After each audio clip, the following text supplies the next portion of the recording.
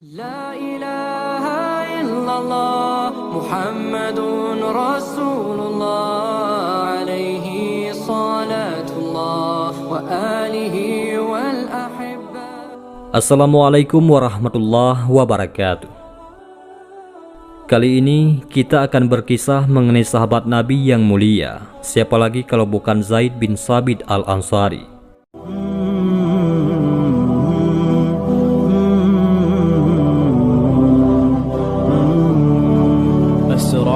بالحب لم أسرع. Dikisahkan ketika itu Zaid berusia 13 tahun, tepatnya pada tahun 2 Hijriah menjelang perang Badar. Tatkala Rasulullah SAW sedang menyiapkan pasukan serta melihat-lihat barisan kaum muslimin, Baginda Rasulullah mendapati Zaid bin Thabit sedang berbaris di antara pasukan muslimin lainnya. Di sana Zaid terlihat sedang membawa pedang yang tingginya hampir melebihi badannya. Lalu Zaid bin Thabit memandangi Rasulullah SAW sembari berkata, "Ya Rasulullah, aku mengorbankan diriku demi dirimu.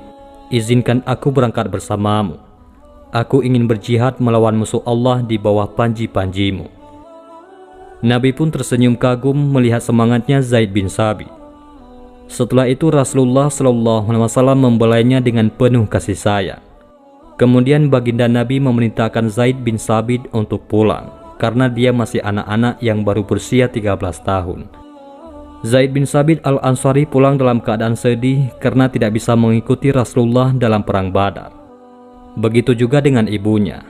Dia amat sedih saat mendengar Zaid bin Thabit tidak bisa ikut serta bersama pasukan kaum muslimin. Padahal kala itu ibunya sangat menginginkan putranya bisa mengikuti Rasulullah di dalam perang pertama kali yang beliau ikuti. Usia bukan menjadi patokan kedewasaan seseorang. Kadangkala orang tersebut akan dewasa karena ilmunya, sebagaimana Abdullah bin Abbas. Dan ada juga yang dewasa karena keimanan yang tinggi terhadap Allah dan Rasul-Nya, seperti sahabat yang satu ini. Zaid adalah sahabat yang usianya tergolong masih anak-anak, namun dia sudah mempunyai pemikiran yang luar biasa dan semangat yang tinggi dalam hal kebaikan. Setelah Zaid bin Thabit tidak mendapatkan izin dari Nabi untuk mengikuti perang Badar, dia selalu berpikir untuk berkhidmat kepada Rasulullah SAW. Dia memikirkan sebuah cara agar dirinya bisa menjadi pelayan Rasulullah. Dan dia yakin bahwa ada cara lain untuk membantu Rasulullah selain mengikuti perang bersama Rasulullah. Dari sinilah akhirnya Zaid bin Thabit menemukan cara. Ia mulai menghafal Al-Quran dengan baik serta melatih dirinya menulis. Singkat cerita, setelah Zaid bin Thabit banyak hafalannya dan bagus bacaannya serta mahir dalam menulis, ia langsung mengajukan perizinan kepada sang ibu untuk menjadi penerjemah dan penulis untuk Rasulullah SAW. Setelah mendengar perkataan Zaid, ibunya langsung mengizinkannya dan dia merasa senang terhadap hal itu. Lalu sang ibu mengumumkan kepada kaumnya tentang keinginan Zaid bin Thabit al-Ansari. Kaumnya pun senang dan setuju dengan keinginan Zaid bin Thabit. Setelah terjadi kesepakatan di antara kaumnya, mereka langsung mendatangi Nabi Muhammad SAW dan berkata, "Ya Rasulullah, ini adalah putra kami, Zaid bin Thabit. Dia sudah menghafal 17 surah dalam Al-Quran dan membacanya dengan sangat baik dan benar. Dia juga mempunyai kemampuan membaca dan menulis. Dia ingin selalu menyertaimu. Maka dengarkanlah dia jika engkau berkenan." Lalu Zaid bin Thabit menghadap Rasulullah SAW dan membacakan surat-surat dalam Al-Quran yang ia hafal dengan bacaan tartil dan baik. Maka Rasulullah pun kagum dengan Zaid bin Thabit al-Ansari. Bacaan Al-Qurannya sangat bagus dan benar, bahkan dia paham betul semua isi Al-Quran.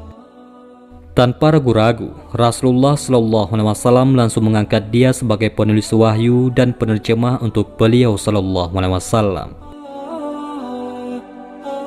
Saat baginda Rasulullah SAW memerintahkan Zaid bin Thabit untuk mempelajari tulisan orang Yahudi, yaitu Ibrani, maka Zaid pun belajar bahasa Ibrani. Selain itu, Zaid bin Sabit al-Ansari juga mempelajari bahasa Suryaniyah. Dengan segala kecerdasan anak muda ini, dia bisa menjadi penerjemah untuk Rasulullah. Rasulullah merasa nyaman dan tentram dengan amanah, kekuatan, dan ketepatan pemahaman Zaid, sehingga Nabi Muhammad sangat mempercayainya. Setiap kali wahyu turun kepada Rasulullah, Zaid bin Sabit langsung menulisnya murni melalui lisan Rasulullah. Lengkap semua, dari sebab turunnya ayat sampai tafsirnya. Dan semuanya ditulis oleh Zaid bin Sabit al-Ansari. Subhanallah, kecerdasan yang sungguh luar biasa di usianya yang masih terbilang muda.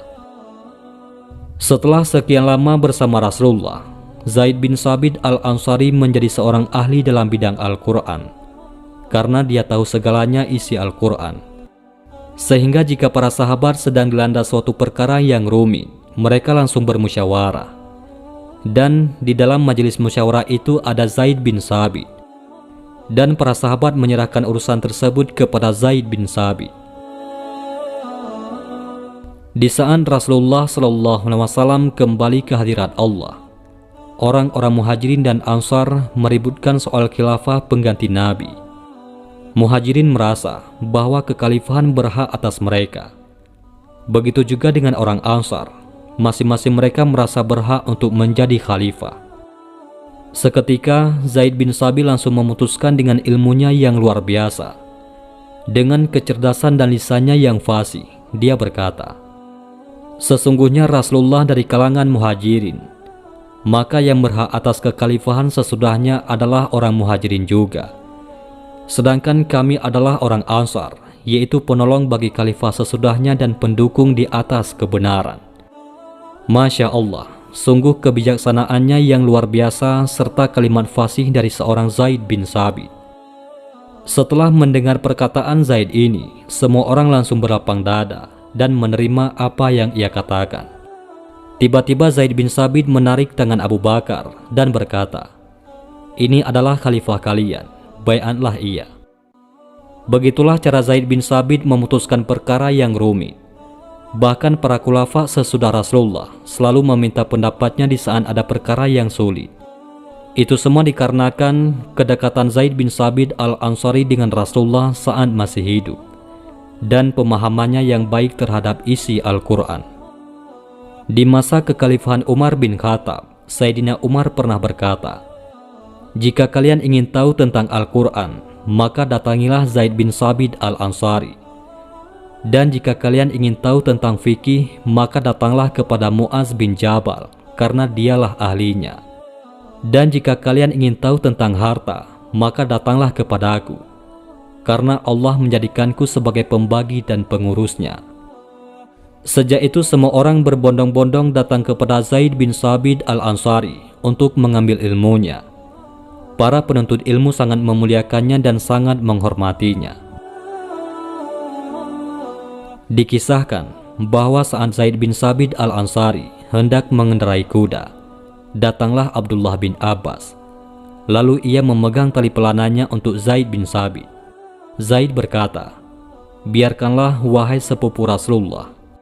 Ibnu Abbas menjawab, "Demikianlah kita diperintahkan untuk memperlakukan ulama kita."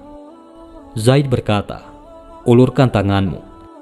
Maka Ibnu Abbas mengulurkan tangannya. Lalu Zaid bin Sabit mencium tangannya sambil berkata, "Beginilah kita diperintahkan untuk memperlakukan keluarga Rasulullah." Adapun kewafatan Zaid bin Sabit, lautan ilmu telah hilang. Zaid bin Sabit meninggal dunia dan dimakamkan bersama jasadnya. Orang-orang muslim sangat bersedih karenanya. Abu Hurairah berkata, "Hari ini ulama besar umat ini telah wafat. Semoga Allah menjadikan Ibnu Abbas sebagai penerusnya." Itulah kisah sahabat Zaid bin Sabit sang penulis wahyu, sekaligus guru bagi Abdullah bin Abbas. Apa yang dimilikinya, mulai dari semangatnya dalam menegakkan agama Allah sejak usia dini, serta keilmuannya bisa mengunggah semangat kita. Wallahu a'lam bishawab. Mudah-mudahan ini semua bermanfaat. Assalamualaikum warahmatullahi wabarakatuh.